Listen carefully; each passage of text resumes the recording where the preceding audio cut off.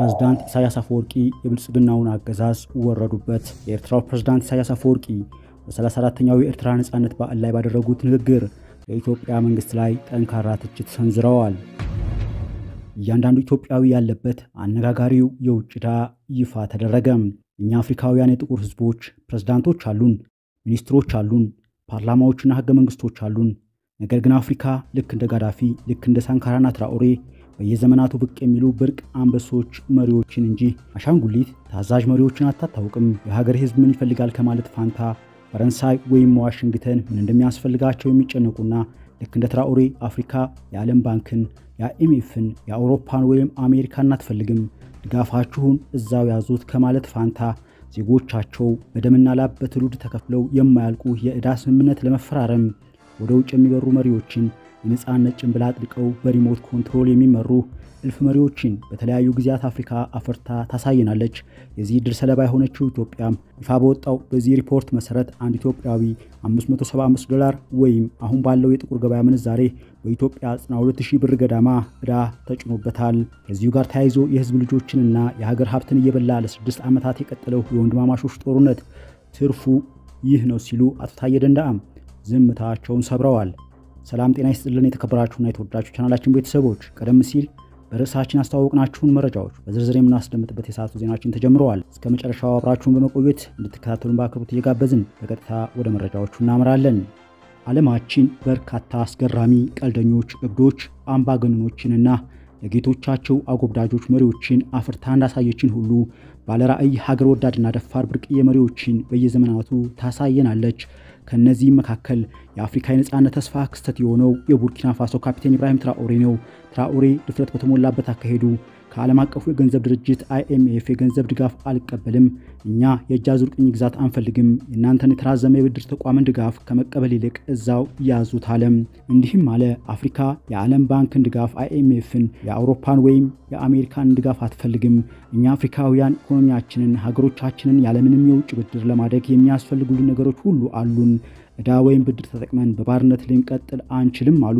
እኛ አፍሪካውያን የጥቁር ህዝቦች ፕሬዝዳንቶች አሉን፣ ሚኒስትሮች አሉን፣ ፓርላማዎችና ህገ መንግስቶች አሉን። ነገር ግን አፍሪካም ልክ እንደ ጋዳፊ፣ ልክ እንደ ሳንካራና ትራኦሬ በየዘመናቱ ብቅ የሚሉ ብርቅዬ አንበሶች መሪዎችን እንጂ አሻንጉሊት ታዛዥ መሪዎችን አታታውቅም። የሀገሬ ህዝብ ምን ይፈልጋል ከማለት ፋንታ ፈረንሳይ ወይም ዋሽንግተን ምን እንደሚያስፈልጋቸው የሚጨነቁ ህዝባቸው በአቧራ ወለል ላይ ሲተኙ እነሱ በወርቃማ አዳራሾች በኩራት የሚራመዱ መሪዎችን፣ ህዝቦቻቸው የተበከሉ ውሃ ወንዞቹን ሲጠጡ እነሱ በአለቆቻቸው ኮንፈረንሶች ላይ በሻምፓኝ የሚራጩ፣ ህፃናት ልጆች በረሃብ ምግብ እጦት በጥይት ባሩድ ሲረግፉ ለልጆቻቸው ረብጣ ሚሊዮን ዶላሮችን የሚበትኑ፣ የራሳችንን ማዕድን ማውጣት፣ መስራት፣ መለወጥ፣ ማደግ እንችላለን፣ ለዛ የማንም ፈቃድ አይሻንም በማለት እንደ ጀግና ጸንቶ ከመቆም ፋንታ የሚያጎበድዱ ዜጎቻቸው በደምና ላብ በትውልድ ተከፍለው የማያልቁ የዕዳ ስምምነት ለመፈራረም ወደ ውጭ የሚበሩ መሪዎችን የነጻነት ጭንብል አጥልቀው ለጌቶቻቸው ፍቃድ የሚያጎነብሱ በሪሞት ኮንትሮል የሚመሩ እልፍ መሪዎችን በተለያዩ ጊዜያት አፍሪካ አፍርታ ታሳየናለች።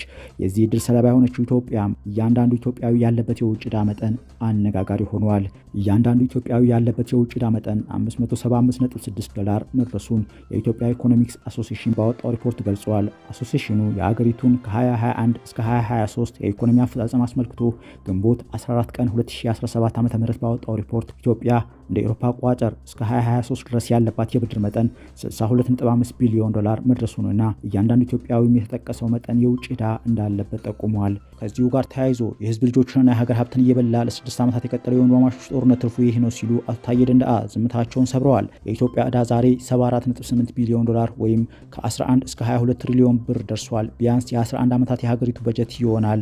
ይህ ታዲያ የደሴቷ ነዋሪዎች አስደናቂ ብልጽግና ይሉታል። ለማንኛውም አሁን ጦርነቱ ቆሞ ሰላም እንዲሰፍንና የሰራተኞቹ የዳቦ ጥያቄ እንዲመለስ ሁሉም ሊጠይቅ ይገባል ሲሉ አቶ ታዬ አሳስበዋል።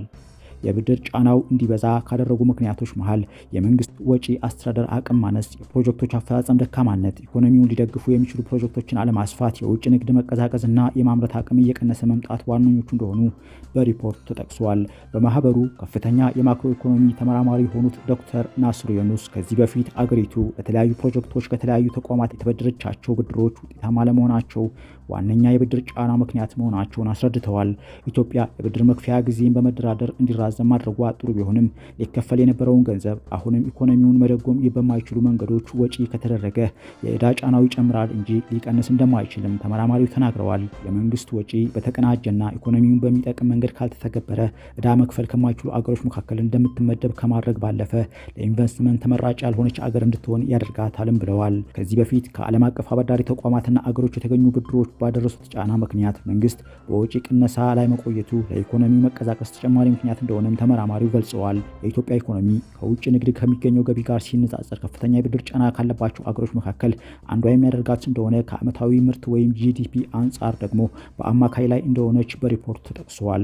መንግስት የገጠመውን የገንዘብ እጥረት ለመፍታት ከግብር የሚሰበሰበው መጠን በየዓመቱ ያሳደገ መሆኑን የተናገሩት ዶክተር ናስር ጭማሪው ተቀጣሪና መደበኛ የሥራ መስኮችን ኢላማ ያደረገ በመሆኑ የዋጋ ግሽበትን ከማባባስ ባለፈ አገራዊ የኢኮኖሚ መረጋጋትን አላመጣም ብለዋል።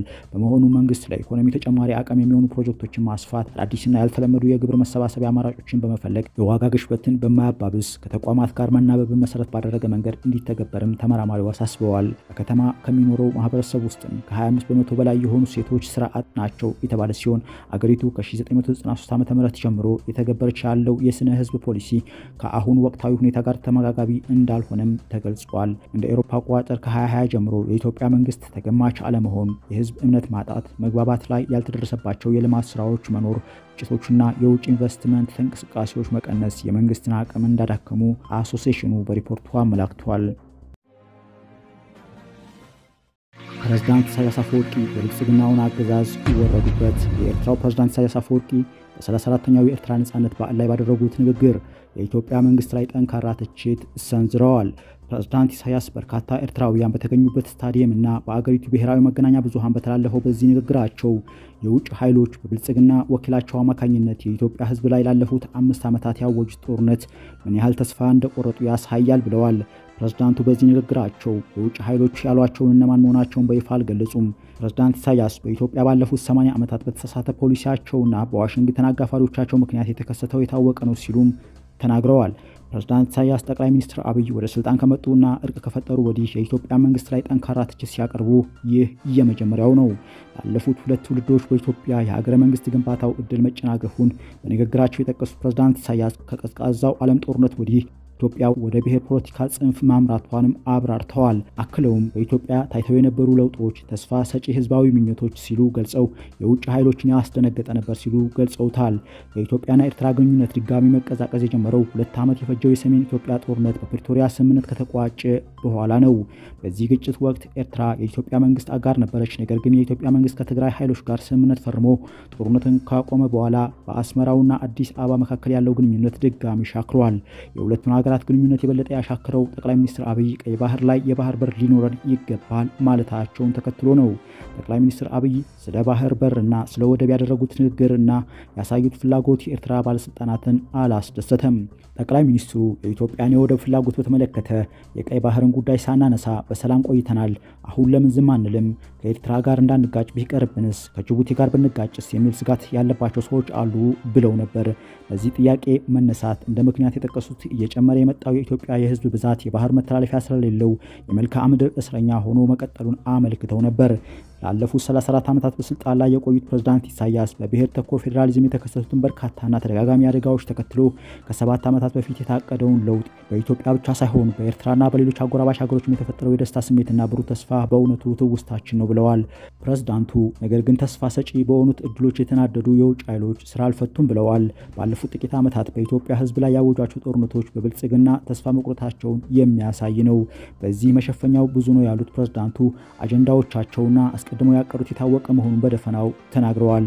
የውሃን ጉዳይ ያነሳሉ። አባይና ቀይ ባህርን፣ የባህር በር ማግኘትን፣ የኦሮሞ ህዝብን የማይወክለውን የኦሮሞማን አጀንዳ፣ የኩሽና የሴም ግጭትን፣ የአፋር ህዝብና መሬቱን ለሚያመቻቸው ሴራ መጠቀሚያ ማድረግ፣ የብሔር ጦርነትን በሁሉም ቦታዎች ማቀጣጠል ሲሉ ዘርዝረዋል። እነዚህ የታቀዱ ጦርነቶችን ለማስጀመር የጦር መሳሪያዎችና ቴክኖሎጂዎችን ለማግኘት የሚደረገው የግዢ ጥድፊያ፣ ተጓዳኝ ፉከራዎችና ወታደራዊ ዝግጅት ሁሉም ያወቀውና የመዘገበው ነው ሲሉም አክለዋል።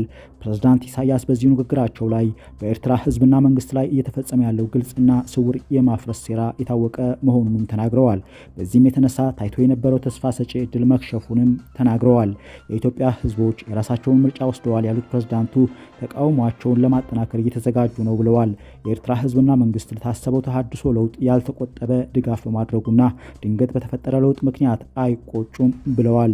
ከቅርብ ዓመታት ወዲህ ጠቅላይ ሚኒስትር አብይ አህመድ የኢትዮጵያን የወደብ ባለቤት የመሆንና የመጠቀም መብት እንዳላት መናገራቸውን ተከትሎ ኤርትራን፣ ሶማሊያና የግብጽ መንግስታትን አስቆጥተዋል። ኤርትራና ኢትዮጵያ ለ20 ዓመታት በፍጥጫ ውስጥ ከቆዩ በኋላ የሰላም ስምምነት የተፈራረሙ ሲሆን በዚህም የተነሳ ጠቅላይ ሚኒስትር አብይ አህመድ የኖቤል የሰላም ሽልማት አግኝተዋል። በተቾቻቸው ከሀገር ውስጥ ጉዳይ ይልቅ ለሌሎች ሀገራቶች ጉዳይ ላይ ያተኩራሉ የሚባሉት ፕሬዝዳንት ኢሳያስ በትናንትናው ንግግራቸው ነፃነታችንን ማጠናከር አስፈላጊ ነው ብለዋል። ፕሬዝዳንት ኢሳያስ በትናንትናው ንግግራቸው በሱዳን ስላለ ግጭት የተናገሩ ሲሆን በውጭ ኃይሎች ያለውን ጣልቃ ገብነት ተችተዋል። ኤርትራ በጀነራል አብዱል ፈታህ አልቡርሃን ለሚመራው ወታደራዊ መንግስት ድጋፍ እያደረገች መሆኑን ሲገልጽ ቆይተዋል። በኤርትራ እንዲሁም በተለያዩ የውጭ ሀገራት የተከበረው 34ኛው የኤርትራ የነፃነት ቀን በወታደራዊና በኪነ ጥበብ ስራዎች የታጀበ ነበር። በስነ ስርዓቱ ላይ ከፍተኛ የመንግስት ባለስልጣናት፣ የጦር አዛዦችና በሺዎች የሚቆጠሩ ሰዎች ተገኝተዋል። 34 ዓመት በስልጣን ላይ የቆዩት ፕሬዝዳንት ኢሳያስ በንግግራቸው ስለ ዓለም አቀፉ ሁኔታ፣ ስለ ቀጠናዊ ጉዳዮችና ስለ ጎረቤት አገራት በዝርዝር ተናግረዋል።